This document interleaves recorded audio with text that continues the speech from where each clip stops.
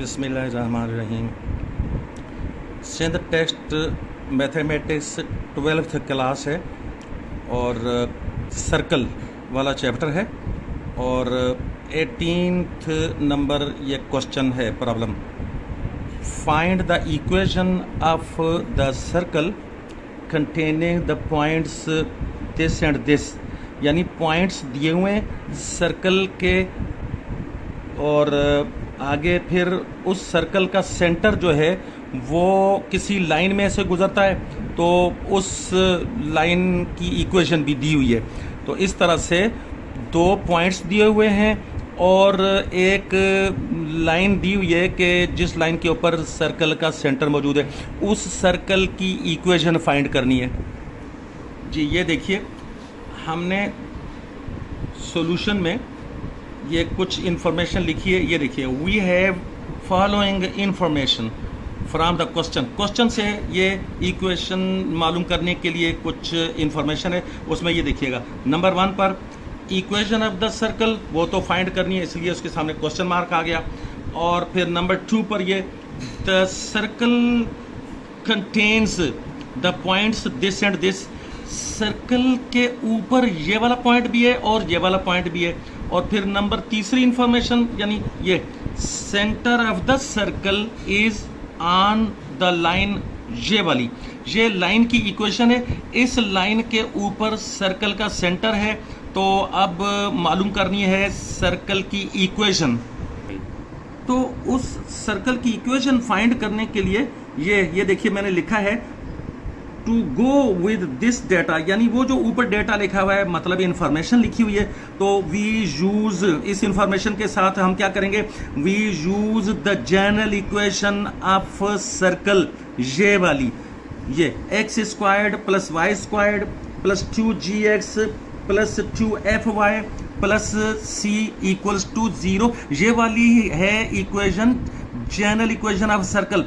इसको इस्तेमाल करते हुए हम यानी इस डेटा के साथ मिलाकर वो जो ऊपर डेटा था 1 2 3 वाला, तो आगे बढ़ेंगे इक्वेशन ऑफ द सर्कल मालूम करने की तरफ। आगे जाने से पहले ये डायग्राम को देखना ज़रूरी है, इस पर कुछ चीज़ समझना ज़रूरी है।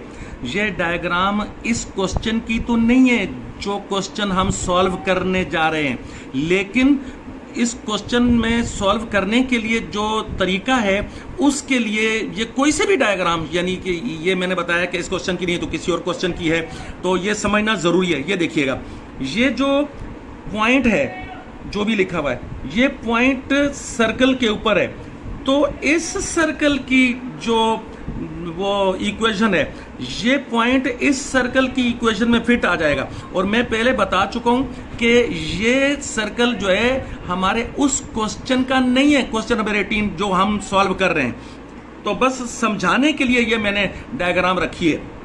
तो ये वाला पॉइंट जो है इस सर्कल के ऊपर है, तो इसलिए इस सर्कल की इक्वेशन में फिट आ जाएगा। और ये वाला पॉइंट ये देखिएगा, ये यहां पर ये वाला पॉइंट ये भी इस सर्कल के ऊपर है, तो इसलिए ये पॉइंट भी इस सर्कल की इक्वेशन में फिट आ जाएगा। और देखिए ये तीसरी बात कि ये 0 0 यानी ओरिजिन 0 0 कोऑर्डिनेट सिस्टम का ओरिजिन जो 0 0 है ये भी सर्कल के ऊपर है। सर्कल के ऊपर कैसे आ गया कि सर्कल जो है इस ओरिजिन में से गुजर रहा है, तो इसलिए ओरिजिन वाला ये जो 0 0 पॉइंट है ये सर्कल के ऊपर आ गया है। तो अब ये पॉइंट जब इस सर्कल की इक्वेशन में रखेंगे तो वो भी फिट आना चाहिए, रख सकते हैं। और ये इस सर्कल की या इस डायग्राम की आखिरी बात ये देखिए कि ये जो लाइन है ये लाइन की अपनी एक इक्वेशन होगी, और इस लाइन के ऊपर यहाँ पर कोई पॉइंट है एक्स वाई, जो भी वैल्यूज होंगी एक्स वाई की, मसलन 5 7 या 2 8 जो भी वो मतलब वैल्यूज होंगी इस पॉइंट की, तो वो इस लाइन की इक्वेशन में फिट आ जाएंगी। और यहाँ पर जो पॉइंट होगा उस पॉइंट की जो कोऑर्डिनेट्स हैं तो वो भी इस लाइन की इक्वेशन में फिट आ जाएंगे। मतलब कहने का ये हुआ कि जो पॉइंट्स लाइन के ऊपर होंगे, यहाँ यहाँ यहाँ यहाँ कहीं भी, तो वो पॉइंट के कोऑर्डिनेट्स जो हैं वो तो इस लाइन की इक्वेशन में फिट आएंगे, और जो पॉइंट्स सर्कल के ऊपर होंगे, ये देखिए ये ऐसे ऐसे ऐसे, तो कहीं से भी कोई पॉइंट ले लें सर्कल के ऊपर जो होगा तो वो उस सर्कल की इक्वेशन में फिट आएगा। ये बातें जहन में रखनी चाहिए। ये जी हमने लिखा है एल्गोरिथम। एल्गोरिथम का मतलब होता है step by step method for solving any problem, यानी किसी प्रॉब्लम को सॉल्व करने के लिए जो स्टेप बाय स्टेप मेथड इख्तियार किया जाता है उसको एल्गोरिथम कहते हैं, एल्गोरिथम। तो ये क्वेश्चन 18 के लिए मैंने कुछ यानी स्टेप्स बनाए हैं, उनको देखना उससे बहुत आसान हो जाएगा बात को समझना। तो हमारे पास जो इन्फॉर्मेशन थी मैं वो ज़बान से बता देता हूँ कि 2 पॉइंट्स हैं जो कि वो दिए हुए हैं, और एक लाइन दी हुई है इक्वेशन, उस लाइन के ऊपर सेंटर ऑफ द सर्कल मौजूद है। तो उन चीज़ों को जहन में रखते हुए वो जो 3 चीज़ें बताई थी इन्फॉर्मेशन जो हमने क्वेश्चन से ली है, तो उस इन्फॉर्मेशन को जहन में रखते हुए ये आगे हम बढ़ने जा रहे हैं। Point number 1, put the point this in the general equation of circle, यानी कि ये पॉइंट जो हमारे पास इंफॉर्मेशन में मौजूद है, क्वेश्चन में मौजूद है कि ये सर्कल के ऊपर पॉइंट है। जाहिर सी बात है कि जब सर्कल पर ये पॉइंट है तो सर्कल की इक्वेशन में फिट आना चाहिए। तो इसलिए सर्कल की जो जनरल इक्वेशन है उसके अंदर जब ये पॉइंट रखा तो उससे ये हासिल हो गया। क्या हासिल हुआ? -2g -2f plus c equals to -2। इसको हमने कहा इक्वेशन नंबर 1। उसके बाद देखिए दूसरा point number 2, put the point, ये 3 और 1 जिसके कोऑर्डिनेट्स हैं। तो दूसरा पॉइंट ये भी इंफॉर्मेशन में हमारे पास क्वेश्चन में दिया हुआ था, इसको भी उसी तरह से जनरल इक्वेशन सर्कल वाली में रखेंगे, और रखने से ये देखिए हमारे पास ये आ जाता है, ये 6g plus 2f plus c equals to -10। ये हमारे पास इक्वेशन नंबर 2 ये आ गई है। तो हम सब्ट्रैक्ट करेंगे इक्वेशन 1 को 2 में से। तो ये देखिए ये आगे हमने लिख रखा है, ये सब्ट्रैक्ट 1 फ्रॉम 2, यानी इसको सब्ट्रैक्ट करना है। 1 को सब्ट्रैक्ट करने का मतलब है कि इक्वेशन 1 के साथ जितनी भी चीजें हैं उनके साथ निशान चेंज कर देंगे, माइनस के बदले में प्लस, प्लस के बदले में माइनस। वो चीजें निचली क्लासों में सीखी हुई हैं, तो मतलब है कि फिर वो ऐसा करने से ये रिजल्ट आ जाएगा। यानी कि इक्वेशन 1 को 2 में से ये देखिएगा, ये यहां पर जो इक्वेशन 1 लगी हुई है ये वाली, इसको इस वाली इक्वेशन में से सब्ट्रैक्ट करेंगे तो फिर हमारे पास ये रिजल्ट आ जाएगा। ये देखिए ये रिजल्ट आएगा, और इस रिजल्ट को हम जब 4 से डिवाइड करेंगे, हाँ जी 4 से क्यों डिवाइड करेंगे? 4 से इसलिए डिवाइड करेंगे कि इसमें हर जगह पर मतलब है कि 4 से डिवाइड करने की गुंजाइश मौजूद है, तो इसलिए हम इसको 4 से डिवाइड कर देंगे। तो फिर इसके रिजल्ट में जो ये आ गई, यानी पॉइंट नंबर 3 में जो चीज़ हासिल हुई है वो हमारे पास इक्वेशन नंबर 3 हासिल हो गई। और अब जो है आगे देखें, number 4 point, put the centre, ये वाला सेंटर, ये सेंटर जो है -g -f, ये हमने खुद अपनी तरफ से एज्यूम किया है, क्योंकि ऐसा होता है कि जनरल इक्वेशन सर्कल की जो होती है उसमें सेंटर जो है वो -g -f पर ही होता है।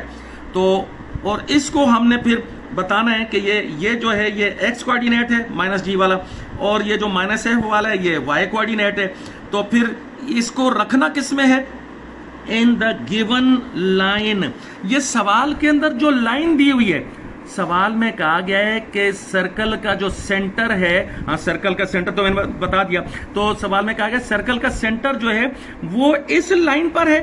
तो इसका तो ये मतलब हुआ कि इस लाइन के अंदर जब सर्कल का ये वाला पॉइंट, यानी ये वाला पॉइंट रख देंगे एक्स वाई करके, तो फिर उसका जो रिजल्ट आ जाएगा तो वो ये आ जाएगा। ये देखिएगा, 8 gives g -f -10 equals to 0।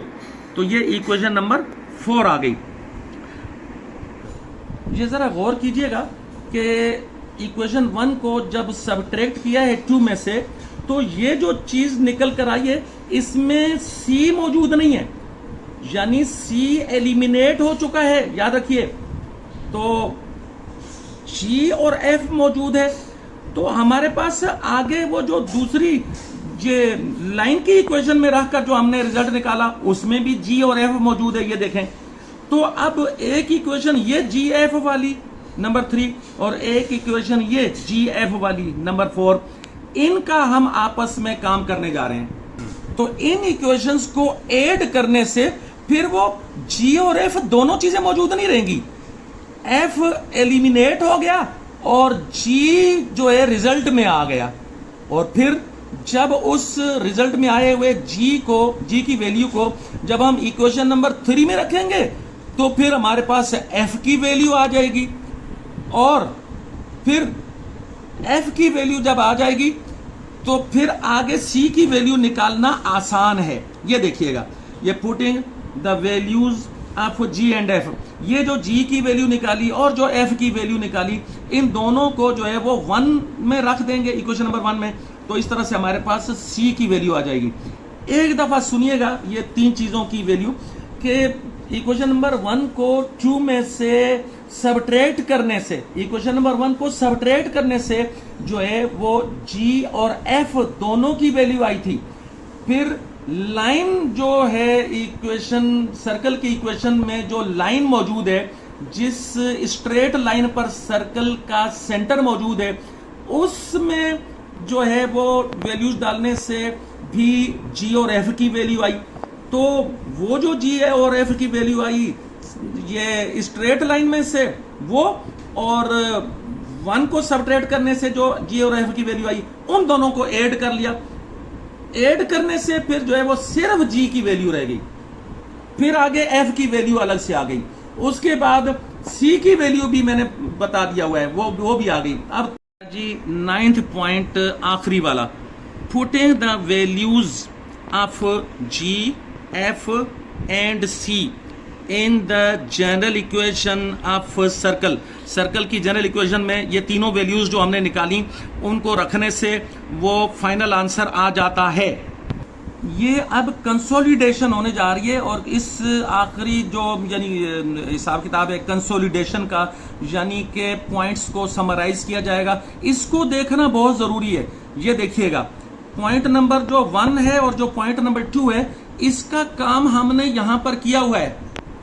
तो ये देखें, ये नंबर 1 और ये नंबर 2 ये आ गया, और उसके बाद नेक्स्ट आएगा, ये देखिएगा, ये पॉइंट नंबर 3 का जो रिजल्ट है, ये देखिएगा, ये जो आया हुआ ये रिजल्ट, ये मैं आपको दिखलाता हूं। ये देखें जी, ये सबट्रैक्टिंग 1 फ्रॉम 2, ये काम हुआ है, आगे दिखलाता हूं। ये देखिए, ये वो काम का रिजल्ट ये आ गया है, और उसके बाद फिर मतलब है कि हम आगे और मतलब है कि चलेंगे।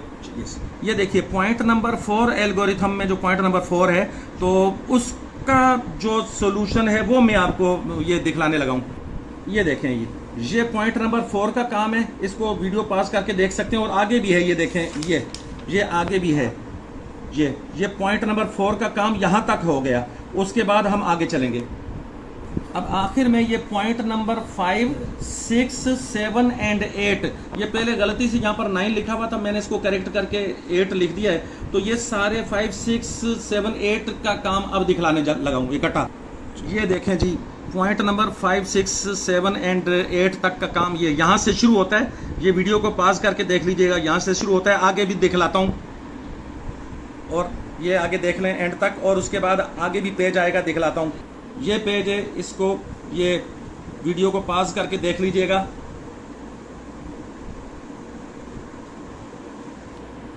और फिर उसके बाद आखिरी ये पेज है, ये देखें, एंड तक काम किया हुआ है, और इसको भी आपने पास करके देख लेना है।